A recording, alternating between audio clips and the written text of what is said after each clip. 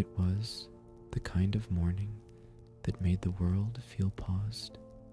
Outside, frost clung to the corners of windows, but inside the library, everything moved slower than usual. The lights hummed with a familiar quiet, and the scent of old paper hung in the air like a memory that hadn't quite left. Nora had worked there for years. She didn't run the place, just tended to it. She sorted the returns, repaired the bindings, answered soft-spoken questions about authors long gone. But more than anything, she listened to the stories, to the silences, to the way the books settled in their sleep. She liked the mornings best, before the first patron stepped inside, when it was just her, the shelves, and the gentle creak of wood stretching in the cold. That morning, a box had arrived. No name, no return address, just a taped cardboard package sitting quietly behind the returns counter, as if it had walked itself in. Nora blinked at it. She wasn't expecting any shipments. It wasn't the day for donations either. She picked it up. It was heavier than it looked. Someone had written in small, looping script on the top for the archives section. Handle with care. She brought it to the back table, the one beneath the yellow lamp that always made books look older, like they remembered more under its light. Carefully, she opened the box. Inside were 5 books, weathered, uneven in size, each wrapped in soft cloth, and at the bottom a notebook, black cover, cloth bound, no title. She lifted it. The spine was still firm, but the edges were feathered, the kind of wear that came from fingers, not time. She opened it. The ink inside was dark, not fresh, but not faded either, steady, patient, written with a hand that wanted to be read, but didn't rush. On the first page, Arrivas, November, 1971. Nothing else. She sat down. There was no urgency, no reason not to read. No one else in the building yet. The fire in the lounge room down the hall crackled softly. She could hear it from here. A warm, intermittent murmur, like the building's heartbeat. She turned the page and began to read. The manuscript wasn't a story, not exactly. It didn't begin with characters or dialogue. It began with observation, with the way light filtered through the curtains in the early morning, and how her shoes never made a sound when she walked across the tiles. How the scent of chalk and violets followed her everywhere. The narrator never named her, but he described her in fragments, soft, intimate fragments. A woman who smiled more with her eyes than her mouth, who walked past the lecturer's lounge each day and always carried the same book without ever opening it. She worked at the school, that much was clear. A teacher, perhaps, someone respected but solitary. The narrator watched, not cruelly, not romantically, just closely, too closely. Nora felt it like a shadow just out of reach, not menacing but too still. Each paragraph described something small.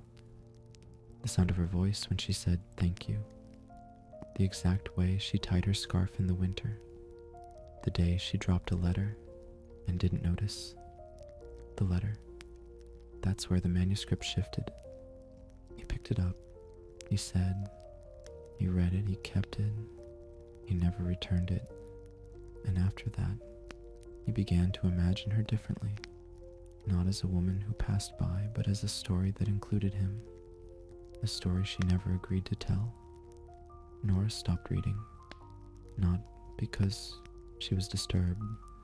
Nothing about the words was aggressive, but there was something quiet in them that asked not to be skimmed. She looked down at the signature again. Arrivas. She'd heard that name before. There was a small collection in the archive of essays and literary reviews from the early 70s. Rivas had written 3 of them. all thoughtful, philosophical, deeply observant. He had once worked at the local university, disappeared from publishing shortly after 1974. No obituary, no final article, just faded out. She made a note to check the archive room later, but for now, she kept reading. The second section of the manuscript felt different. Still quiet, still poetic, but now there was regret. Wait. He wrote of the winter when she stopped coming to work, and how the chair in the staff room remained pulled out, waiting. Of whispers in the hallways, of searches and questions, of nothing confirmed, but something missing. And then the water kept it well. She always liked the lake in autumn. I thought it would be kind to her. Nora paused. She reread the line. It was delicate, almost beautiful, but it didn't belong in fiction. Not like that. Not with the rest. Her fingers brushed the edge of the paper. It was then she noticed something tucked between two pages near the back. A folded receipt, dated 1971, from the town's bookstore. Total, 4 pesetas, signed, Arrivas. It was real, not a prop, not a planted detail. A receipt, over 50 years old, preserved inside a notebooks no one had touched until now. That night, when the library had closed and the last light flickered near the exit sign, Nora stayed. She brewed tea. She opened the fireplace in the side room where students used to study in winter, and she returned to the manuscript. This time, she read the final pages. They weren't poetic. They were clear. Her name was Clara Montes. She taught history. She refused my letter. She laughed when I said it mattered. I watched her walk toward the lake after school. I followed. I didn't mean to, but I didn't stop either. There was no apology, no plea, just the memory, just the ink. And at the very end, they will not find her. But if they read this, they will know she was real. Nora closed the notebook. The fire cracked again behind her, soft and uneven. She didn't feel afraid, just cold, not in her body, in the room, like something had opened, something that had waited too long to be heard. In the morning, she would visit the archives, look up the old staff records, check for Clara Montes. She would ask the historian next door, Peter, who loved puzzles more than people, if he remembered any stories about a missing teacher. But for now, she folded a blanket over her lap and looked at the black notebook once more. A woman forgotten, a confession disguised as literature, a voice still alive in the ink that didn't fade.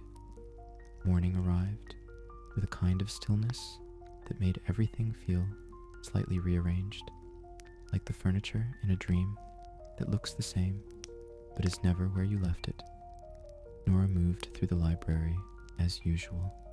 Lights, locks, keys in the drawer, logbook opened, but the notebook stayed with her, wrapped in soft cloth, tucked beneath her arm like something fragile that didn't like to be alone.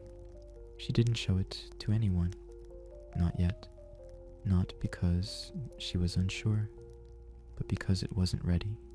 Some stories don't want to be told too quickly. They want to be unfolded, layer by careful layer, until their shape is clear. She made tea, Earl Grey, with a splash of oat milk, and then she walked across the street to the building with peeling blue shutters and a brass plate that read Historical Records and Municipal Archives. It was quiet, as always. Only one person ever worked there. Peter. Peter was a man who believed time was circular, not in the philosophical sense, in the filing sense. To him, all things came back eventually. Misplaced documents, misprinted names, forgotten addresses. He wore corduroy jackets, collected old rulers, and spoke as if everything he said might someday be footnoted. Nora liked him. He didn't hurry. He didn't pry. He liked old things for the same reason she did. Because they asked nothing of you, except to be handled gently. She placed the notebook on his desk. Didn't speak right away. Peter adjusted his glasses. He opened it slowly, read the first few pages, then looked up. "Where did you find this?" She told him. The box, the return desk, the lack of sender. She didn't explain how it felt. She didn't have to. He kept reading. Page after page, his expression stayed neutral. But Nora could tell. He knew something. When he finally closed the notebook, he spoke in that slow, steady tone of his, like a man speaking underwater. "I remember her name," he said. "Clara Montes." Peter stood, walked to the back of the room, and returned with a thick leather-bound ledger. It was old, the kind that had edges like burnt toast and pages that sighed when turned. He flipped through, stopped, ran a finger down a list. "Here," he said. "Clara Montes, hired 1969. Department of History, contract suspended 1971. Reason, unreported absence." He looked at Nora. No forwarding address, no termination process, no resignation. Just gone.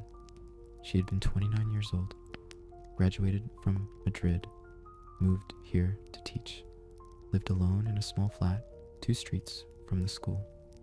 The official files noted emotional instability in a single line, added later in red pen. Peter raised an eyebrow. "That's not a diagnosis," he said. "That's a dismissal." They kept searching. The school newsletter from 1971 mentioned her twice. Once for leading a lecture on post-war memory, once in a note of condolence after her disappearance, but framed as a departure, not a loss. "We thank Professor Montes for her years of service and wish her well in whatever journey lies ahead." Peter frowned. "There's no record of her ever leaving the city. No train ticket, no change of address, no passport activity, no obituary, no complaint filed, no missing person report. Just silence, wrapped in politeness. But there was something else at the very back of the personnel file, tucked behind an envelope never mailed, was a memo addressed to the head of administration, typed brief. Regarding the classroom incident, Professor Rivas's behavior remains inappropriate and unsettling. Several colleagues have raised concerns. We recommend observation and formal review. Dated just 2 months before Clara vanished. Peter sat back. The fire had not been lit in the archive room, but Nora felt a warmth rising. Not from heat, from knowing. Some puzzle pieces click into place not because they belong together, but because they've waited too long to stay apart. They spent the rest of the morning quietly. Nora copied the memo. Peter scanned the school staff photograph from 1970. Clara sat in the front row, hands folded, gazing slightly off camera. Rivas stood 3 people behind her, face unreadable, expression neutral, but in hindsight, unsettling, because now they knew. That afternoon, Nora returned to the library. She made her way to the reading room no one used anymore, the one with the fireplace and the old velvet chairs that had once been red, but now looked almost copper in the light. She opened the notebook again, read the next page. She wore gray that day, not because it suited her, but because she knew I would be watching. He was obsessed, but not outwardly, not with flowers or letters or declarations. He wrote with the coldness of someone who believed observation was affection, that knowing someone's habits was the same as being part of their life. And then, just 3 lines further, she told me to stop. So I did, but not for long. That night, Nora dreamed of handwriting, of pages turning themselves, of a woman in gray walking slowly toward a lake that had forgotten how to reflect the sky. She awoke with the sense that something had happened while she slept. Not in the world, in the story. The next page of the notebook waited quietly on her desk, lit by the first blush of morning, and the ink, even after 50 years, had not faded. It was Thursday when Nora returned to the lake, not to visit it, just to look at it. It lay at the edge of town, where the last row of houses gave way to pine and silence. A long, shallow basin of water, surrounded by reeds and a trail of worn stone benches that remembered the time when it was the center of weekend picnics and school outings. But now it was mostly forgotten, still, quiet, like a mirror no one dared to glance into anymore. She walked slowly along the path, the manuscript wrapped in a scarf beneath her coat, as if carrying a sleeping animal. In the distance, a small concrete structure rested at the water's edge. An old maintenance cabin, windowless, sealed with age, its purpose long since abandoned. Nora stood before it. It was exactly as he had described. In the manuscript's middle pages, Rivas wrote of a place no one noticed anymore, of rusted hinges and a door that never quite shut. And then, quietly, she didn't scream. She only asked me why, and I had no answer. That line had stayed with her, not for what it said, but for how plainly it was written. No embellishment, no excuse, no dramatics, just memory, presented without emotion, but not without consequence. She wondered how long he had kept it hidden, this notebook, this confession, not to seek forgiveness, just to be remembered on his terms. But memory doesn't work that way. It drifts, it reshapes, it waits for someone else to finish the sentence. Back at the library, Nora lit the fire early. It was colder than usual. Outside, the wind moved through the streets like a soft hand brushing curtains. She opened the notebook again. The next few pages had changed tone. Less observation, more explanation, if that's what it could be called. He described how Clara had rejected him, gently, clearly, without cruelty. How she'd said, "You don't know me, you only think you do," and how that made him feel invisible, erased, as if her refusal was not a decision but an erasure. "She made me a ghost," he wrote, "so I did the same to her." Nora paused. There was no fear in her, only stillness. Some truths don't echo when spoken. They simply fall like a blanket over a chair, settling, undeniable, but not loud. She turned the page again. The final paragraph of the section read, "I wrapped her in her coat. It was gray. I placed her near the old path by the lake's curve, where the water meets the roots. A map without coordinates. But for someone who knew the place, someone like Nora, it was enough." The next morning, she met Peter by the town archives. He had spent the evening combing through civil reports from 1971 and 1972. "There's no death certificate," he said, handing her a stack of photocopies. "But there is this, a maintenance log from November 1971 filed by a parks employee named Alonso Vera. It mentioned a foul smell near the embankment trail. Nothing was found, no action taken, filed away, forgotten, until now. They contacted the municipal office, gently, quietly. No police, not yet, just a request to examine the soil near the lake's edge, the same curve mentioned in the notebook, and under Peter's breath, as they signed the forms, what we remember, we return to. The excavation was modest, just a team of 3, careful hands, and soft brushes, quiet words exchanged over earth that had waited too long to speak. By afternoon they uncovered fabric, a coat, gray, preserved in damp clay, threadbare but intact. Inside a small silver brooch, a bird in flight, and beneath it all bones, fragile, partial, but unmistakably human. They stopped digging. The past had been loud enough. Nora stood at the edge, the manuscript held loosely in her hands. She didn't cry, didn't speak, but she felt something move. Not wind, not sound, but a weight being carefully, finally set down. The next step would not be hers alone, but this one, this moment, belonged to her, to Clara, to the ink that hadn't faded, because it had never truly dried. The news never made headlines.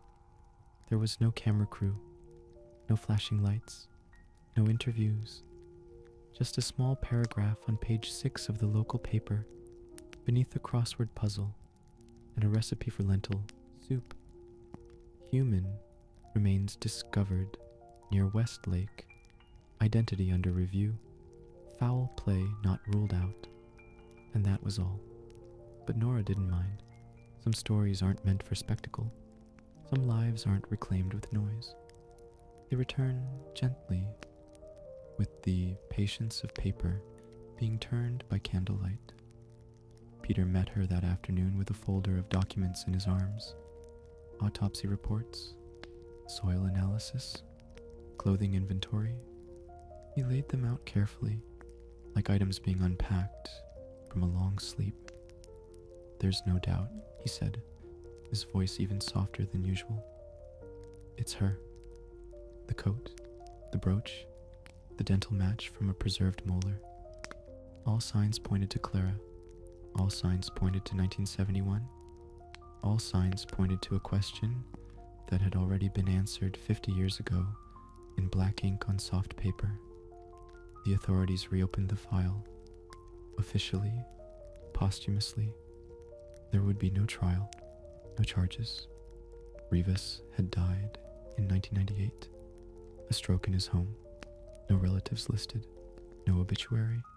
Just a line in a death registry and a key found on his desk that opened nothing anyone could find.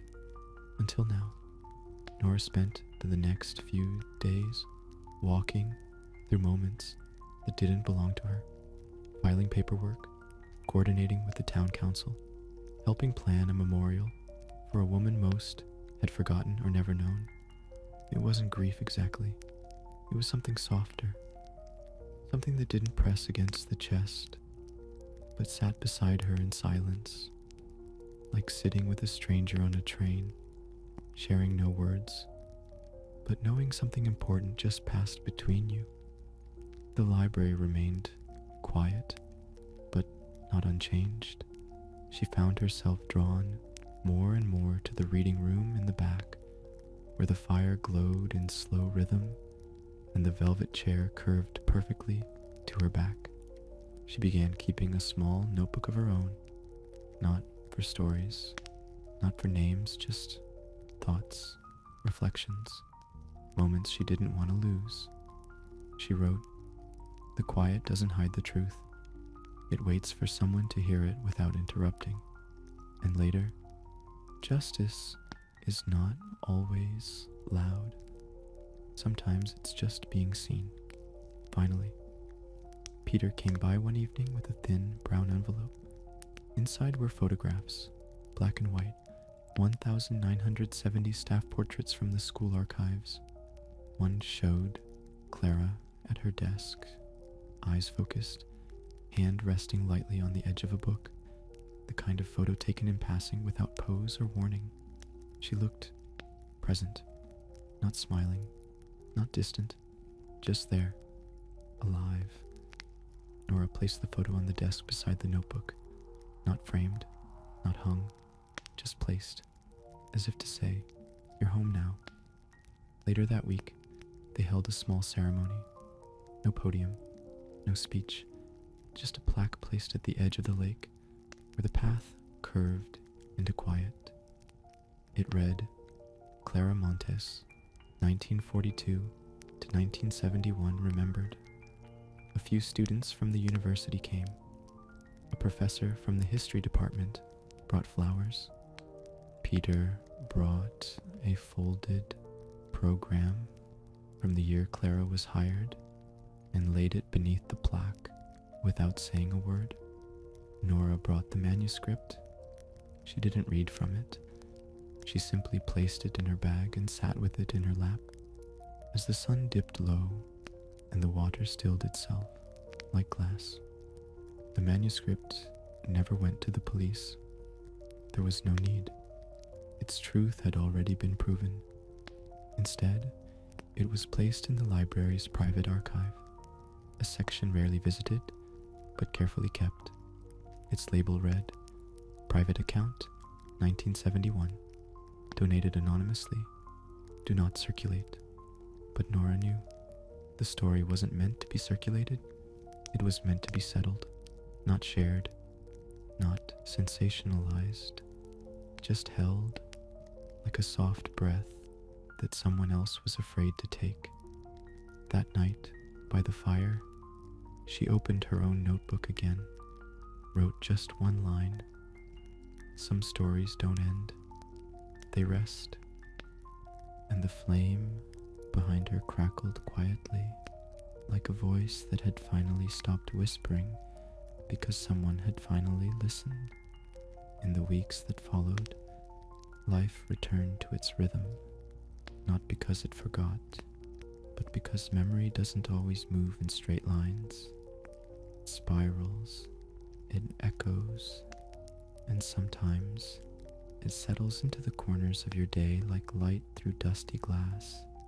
Nora didn't speak much about Clara anymore, not because she wished to stop, but because the story no longer demanded telling. It had unfolded, not loudly, not tragically, just quietly, like a letter finally opened long after its ink had dried. She returned to her work at the library, tending to the books the way gardeners tend to old trees. With slow care, with knowing hands, she repaired a copy of Don Quixote that had been missing its spine. She catalogued 3 new donations and found time to relabel the poetry shelf, so Neruda no longer sat beside Newton by accident. And through it all, the fire in the reading room kept its slow rhythm, as though the building itself was breathing softer now. One afternoon, Peter visited again. He brought with him a letter, not old, not yellowed, new, typed, folded with precision, stamped with the crest of the Ministry of Culture. Nora raised an eyebrow. Peter shrugged, with the soft smile of someone who still believed bureaucracy could sometimes be gentle.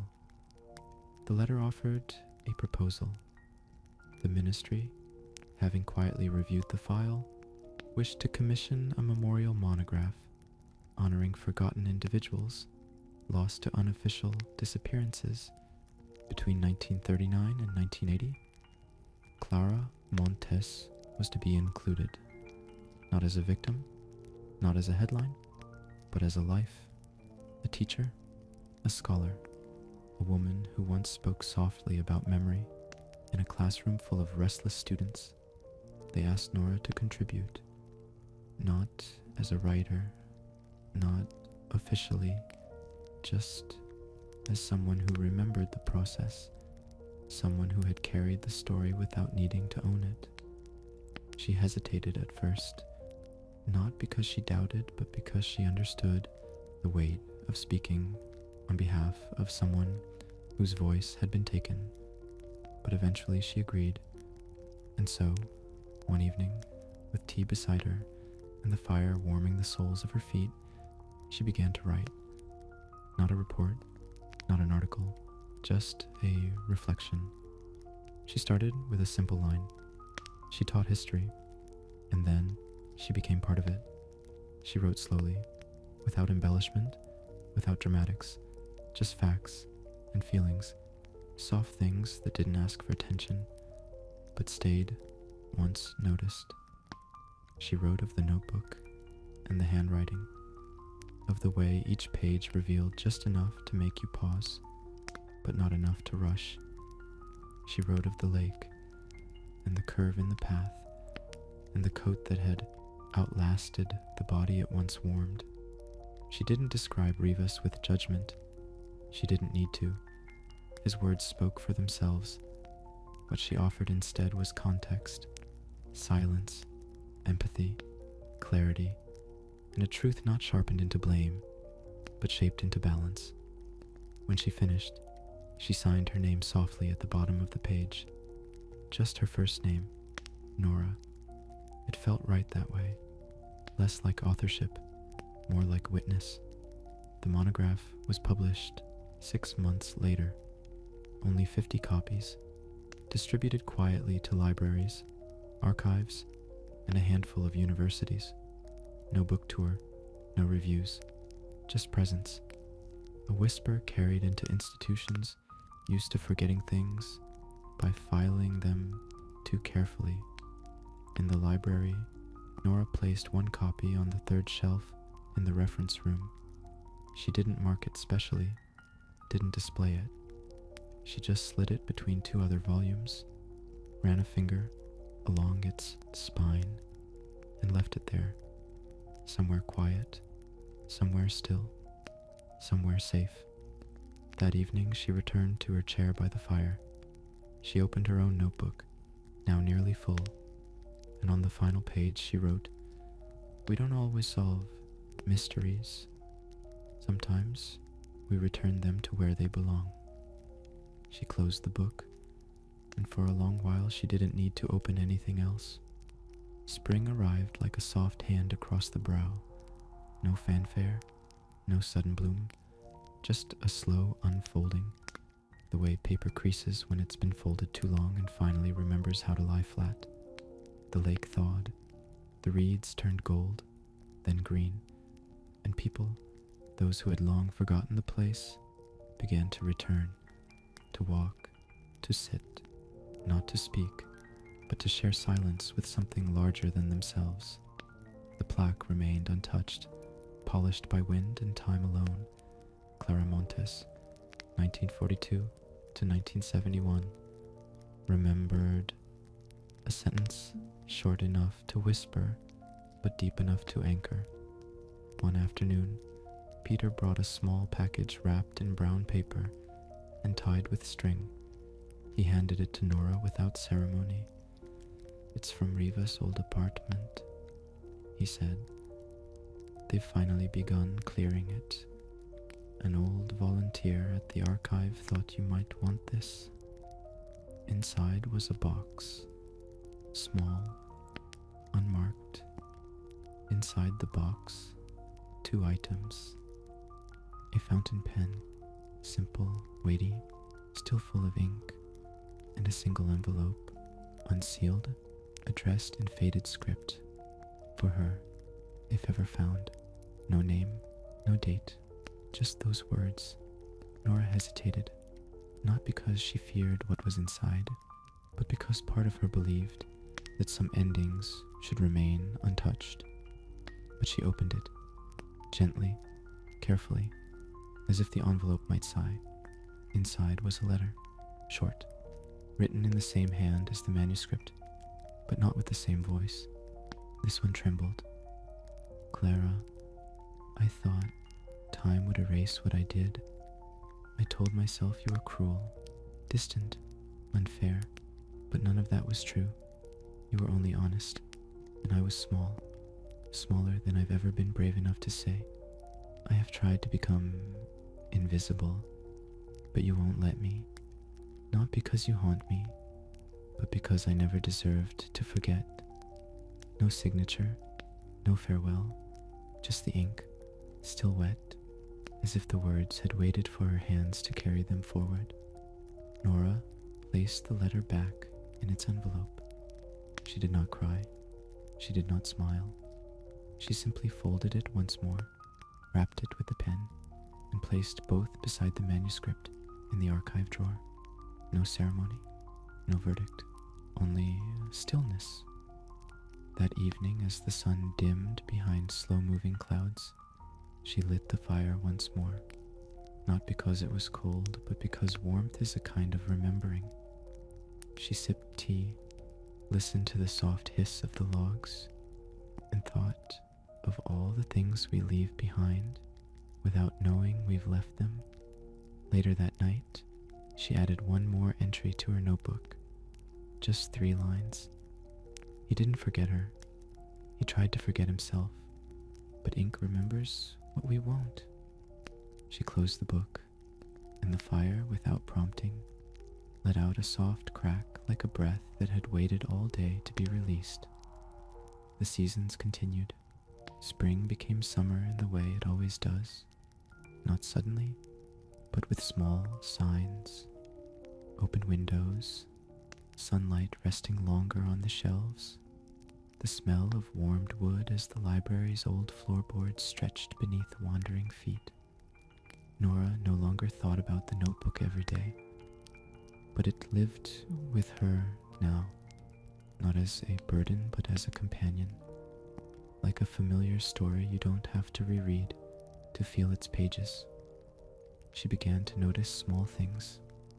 A young woman, new to town, asked about the plaque by the lake. Nora told her, gently, that it was for a teacher who had once gone missing and had finally come home. The woman didn't ask for more.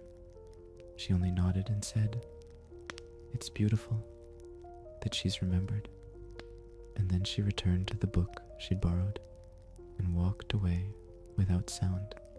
Later that week, a boy, maybe 12, maybe 13, asked for help with a school project on local legends. He wanted ghosts, he said, disappearances, cursed places. Nora smiled, and instead of the usual stories, she gave him something quieter, a folder of newspaper clippings, a list of names from old municipal records, photos of the town's forgotten places before they were paved or renamed. He sat with them for hours, quiet, absorbed.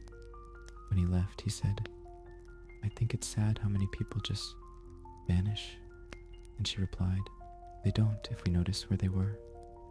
The fire kept burning, night after night, not always for heat, sometimes just for company. There's a kind of companionship in watching flame and shadow play across the same wall you've looked at for years, as if the wall is telling you it remembers you too. One evening, Peter brought over an envelope, a new one, stamped by the university. Inside was a formal request for Nora to guest lecture for a single evening. The topic, the responsibility of memory in local archives. She almost declined. She wasn't a speaker, not an academic, but Peter said, with a tilt of his head and a barely hidden smile, "You're the only one who didn't forget." So she said yes. She spoke softly, without notes, without projection.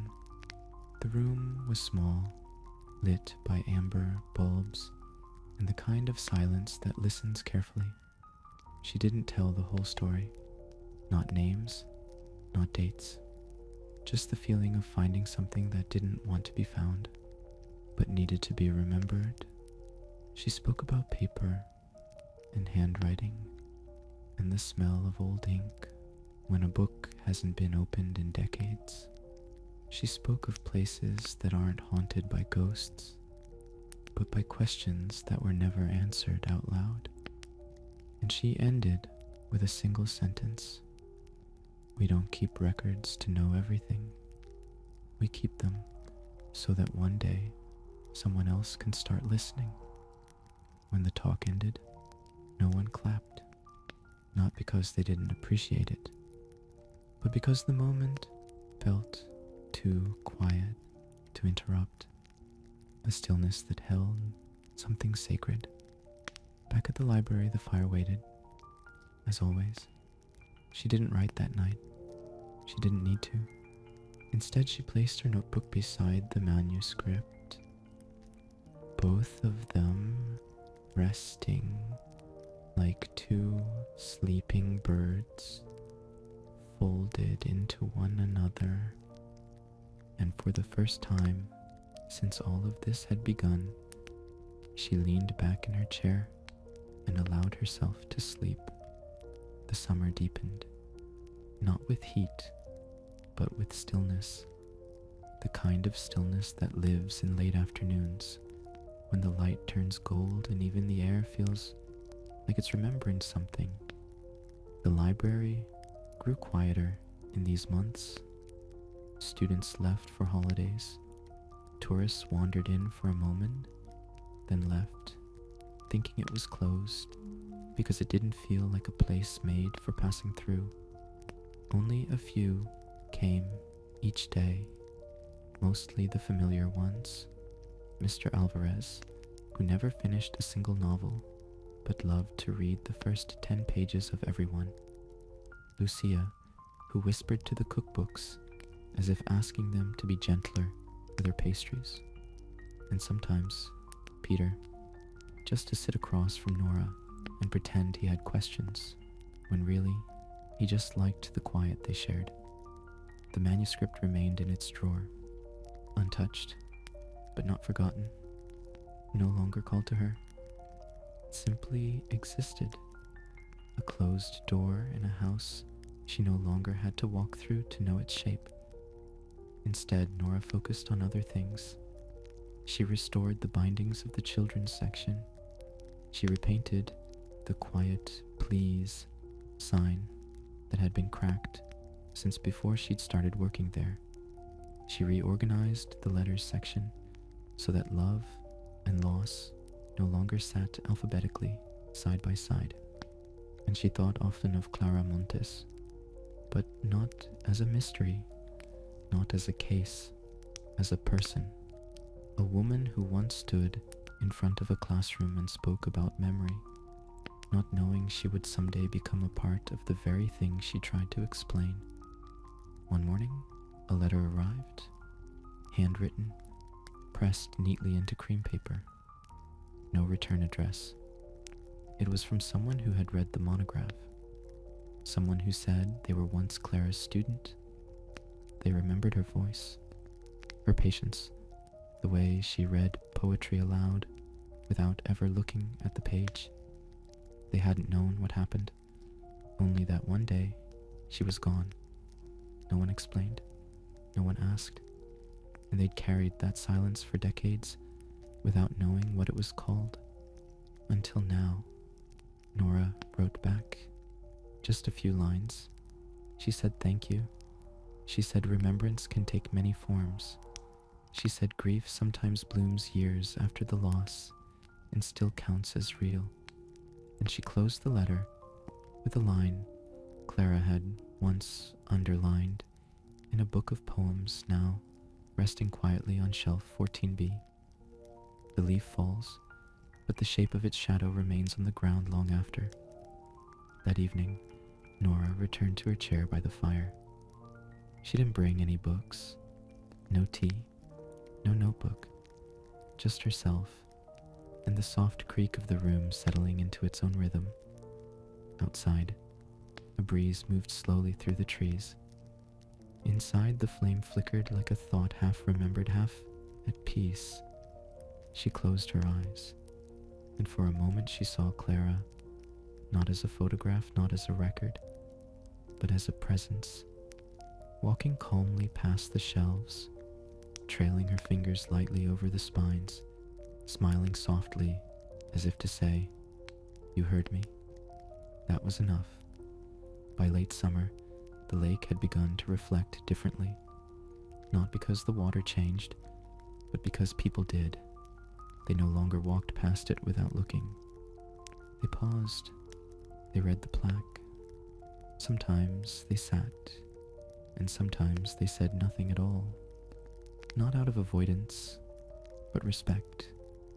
In the library, something subtle had shifted. The chairs were rearranged. The light bulbs warmed the corners a little more softly than before. The old clock in the reading room, which hadn't worked in years, suddenly ticked again, not on time, but in rhythm, as if the building had remembered that silence can also move. Nora found herself writing less, not because she had run out of words, but because she had said what needed to be said. Now she listened to the fire, to the floorboards, to the people who came in and didn't know they were walking through a place where something had once been answered gently. One afternoon, a girl came in with her grandfather. She couldn't have been more than 8. He led her by the hand to the biography section, then wandered off to look at travel books he would never use. The girl stood in front of the shelves and looked up at Nora. Her voice was quiet.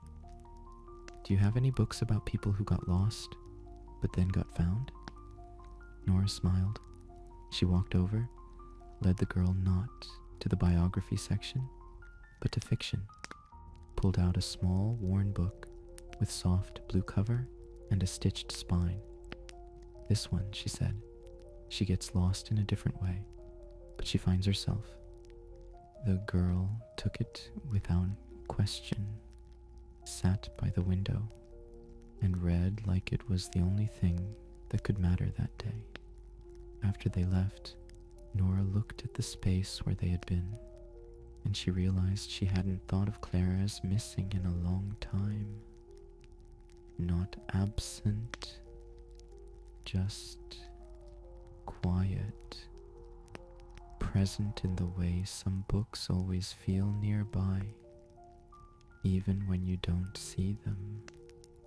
That evening, she lit the fire again. The nights had grown cooler.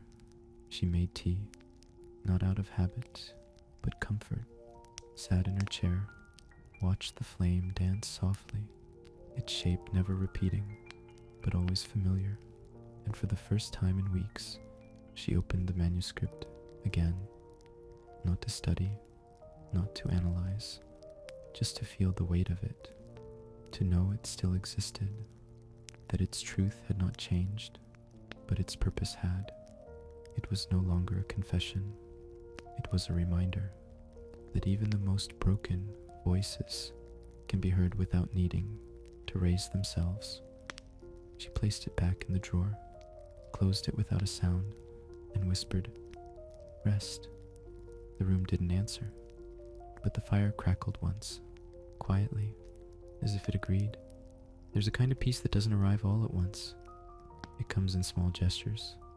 A window left open, a drawer no longer checked, a name that no longer hurts to hear. It doesn't demand anything. It just exists beside you, quiet, software real. Nora began her mornings in the same way each day. Unlock the door, turn on the lights, straighten the returns desk, warm the water for tea, and then sit for a moment in the reading room before anyone arrived. Not to think, not to remember, just to be still. The manuscript now lived in a sealed box in the private archive. She hadn't opened it again, not because it pained her, but because it had finished speaking. Some stories, once fully told, don't disappear. They simply become part of the room. Visitors still came, not for Clara's story, though a few had read the monograph, asked gently about the plaque, but most came for reasons they couldn't name. To sit, to breathe, to borrow a quiet they didn't know they needed. Peter continued his visits. He no longer brought boxes, or folders, or surprises. He just came to sit across from Nora with a cup of tea and a crossword he never finished. They didn't speak about Clara anymore, but sometimes, when a gust of wind passed outside or the fire flickered at just the right moment, they both paused at the same time, and that was enough. One morning, Nora received a letter from the ministry. It was short, a simple thank you for her contribution. Enclosed was a copy of the monograph's second edition, now part of a national collection on women erased from public records. No plaque, no statue, just paper, ink, memory. She placed the new copy on the archive shelf beside the first, ran her finger down its spine, felt the slight difference in texture, weight, binding, then turned out the lights and locked the archive door behind her. The days grew shorter. Sunlight ended earlier. Shadows in the library began arriving mid-afternoon instead of evening, and the fire took longer to warm the room, but none of that felt cold. It felt expected, like the season itself was stretching out its hands to say, "It's time to rest." That evening, Nora lit the fire one log earlier than usual. She sat in her chair, didn't bring her notebook, didn't bring her tea. She just watched the flame, and for the first time, she thought not of Clara, not of Rivas, not even of herself. She thought of the story, the one that had waited for someone to hear it, the one that had asked only for stillness, and had finally been given exactly that. And in the soft orange light, she whispered, not to the fire, not to the room, but to the quiet itself, "Thank you." Time, Nora had come to understand, doesn't pass the same way everywhere. In some places, it walks. In others, it waits. And here, in the library by the fire, beneath the soft hush of the upper shelves, time had learned to sit beside her, not moving, not insisting, just present.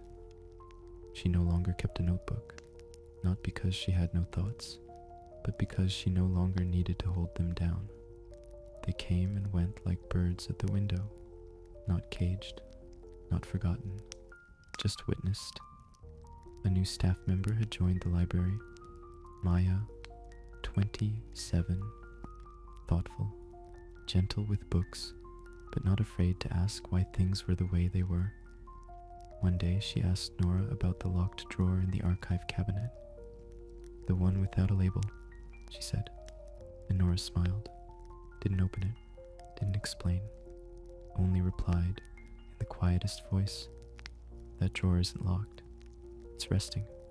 Maya said nothing else, just nodded, and went back to sorting the poetry shelf by theme, not alphabet. Later, when Nora stood alone in the archive room, she opened the drawer. Inside, the manuscript sat just as she had left it. The pen, the envelope, the note, all quiet, not inert, but at peace. She didn't take anything out. She didn't touch the pages. She just looked, and she thought, not of how it ended, but how it endured. A life, once erased, had been written again, not by justice, not by punishment, but by care, by presence, by listening. That evening she walked home under a sky that had turned the color of paper left in sunlight too long. Soft gray, pale gold, a quiet reminder that even the sky remembers to fade. She made tea, chamomile, no sugar, sat in her kitchen, watching the steam curl upward in delicate spirals that vanished before reaching the lamp above. She didn't write anything down. She didn't need to, because the story was no longer in the pages. It was in the room, in the stillness, in the soft click of the kettle cooling on the counter, and in the silence that no longer ached. She whispered to herself, just once, Some stories aren't told to be known, they're told to be held, and she smiled, without needing to explain to anyone why that felt like enough. Some stories end without ever closing. They fold themselves quietly into the corners of places, into the way sunlight moves through a dusty room, into the sound of a page turning with no intention to stop. They don't finish, they rest. Years passed. The library remained, not unchanged, but unchanged in spirit. New hands cared for the shelves. New voices asked quiet questions about authors who no longer needed biographies. Maya stayed. She lit the fireplace in the late afternoons. She placed a new blanket on the reading chair. And sometimes, when the room was empty, she would sit there and feel the warmth of something she never fully learned the name of. The plaque by the lake weathered gently, a little rust at the edges, a small scratch across the surface from where a branch had fallen in a winter storm, but still legible, still standing. Visitors would pause, run their fingers across the engraved name, Clara Montes, and sometimes, just for a moment, they'd close their eyes as if to acknowledge a presence they didn't need to understand. In the archive, the manuscript remained, not catalogued, not digitized, wrapped in the same cloth, resting in the same drawer, beside the pen, beside the note. It was no longer a secret, but neither was it a display. It simply was, like a breath taken long ago that still lingered in the warmth of the room. No one asked about Nora much. She had left quietly, not suddenly, not tragically, just when it was time. She had written no farewell. She had offered no announcement, only a final note, left in the reading chair, folded once and placed beneath the edge of the cushion. Peter found it weeks later. It read, "Some things are not ours to finish, but we can sit with them until they no longer need us to."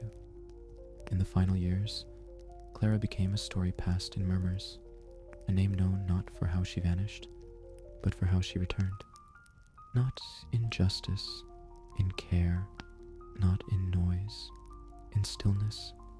Sometimes late at night, when the wind pressed gently against the library windows and the fire hummed softly in its place, the room would seem to breathe, not like a ghost, not like a memory, but like a space that had remembered how to hold something and had never forgotten why. And in that warmth, beneath all the pages, between all the silence, a voice remained, not speaking, just waiting to be heard again.